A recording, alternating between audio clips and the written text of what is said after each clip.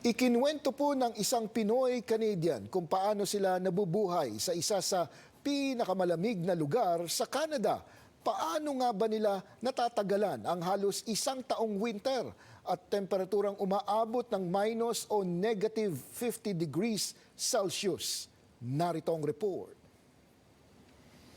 Hindi tulad sa malalaking syudad, mangilan-ngilan lamang ang mga Pilipinong nagtatrabaho sa Nunavut, isang probinsya ng Canada na nasa bahagi na ng Arctic region ng mundo.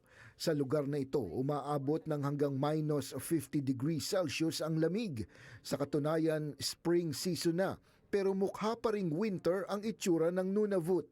Isa sa mga Pilipinong naroon ay si Jojo Ilustre, taga Toronto, na sinubukan ngayon ang buhay sa Arctic region.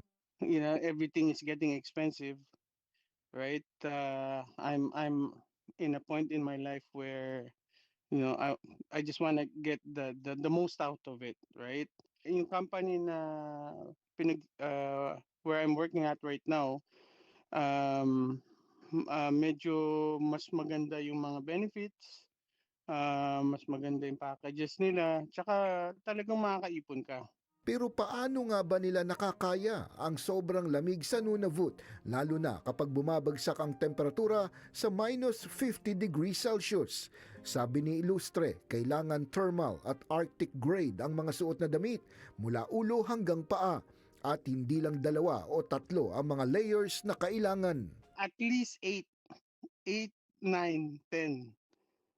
Yung ano mo, yung layers ng, you know, again, yung up and down included, right? You have to prepare yourself or else you actually get into certain situations where you get frostbite or you even actually burn your face. Kapag winter sa Nunavut, 2 oras lamang sumisikat ang araw at baliktad naman kapag summer. Dahil sa sobrang lamig, walang tubo ng tubig na tumatagal sa komunidad, kaya ang sistema, dinideliver ang tubig sa mga bahay. Pero papaano kung wala pang delivery at ubos na ang tubig? Alam mo mga Pilipino, alright? Parating handa yan. Ang ginagawa namin, meron kaming yung basurahan, na malaking basurahan, ginagawa naming extra water tank yun. Sometimes in emergencies, we actually use snow. Tapos papakuluan namin yun. Tapos yun yung tubig na ilalagay namin doon just to, you know, to have a reservoir, right? Madalas din ang winter storm dito at ang sikat na aurora borealis o northern lights. Pero hindi raw tulad sa mga malalaking syudad, mas pamilya ang turing ng magkakapitbahay, lalo't kakaunti lamang ang populasyon ng bawat komunidad. Normally in Toronto, the kids fear adults, right?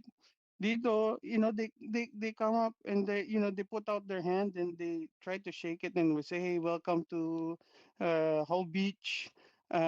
My name is Sam. What's yours? Si Ilustre ay store manager ng isang grocery store. Sa komunidad niya ngayon, dadalawa lamang silang Pilipino. Mabuti na lamang daw at may internet, kaya naiibsan kahit papaano ang lungkot na malayo sa mga kaibigan at pamilya. There's Skype, there's Messenger, there's WhatsApp. So, you know, I can talk to or communicate with my family all the time whenever I want. Kapag may oras, ibinabahagi ni Jojo Ilustre ang kanilang buhay sa Nunavut sa kanyang Facebook, YouTube at Instagram account. Not everybody is for Nunavut, but you know, you're gonna love Nunavut if you're the right person. Kailangan lang daw ng tibay ng loob at isipan kung naisaan niyang dito magtrabaho ng ilang mga kababayan dito sa Canada.